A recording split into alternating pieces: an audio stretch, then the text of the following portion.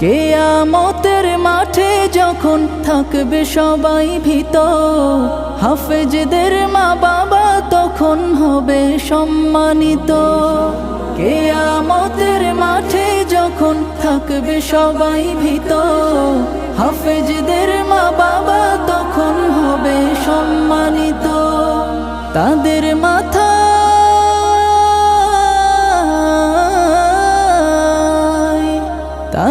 মাথায় নূরের মুকুট দিবেন রহমান, যাদের বুকের মানিক হলো হাফেজে কুরআন, হাফেজে কুরআন, হাফেজে কুরআন।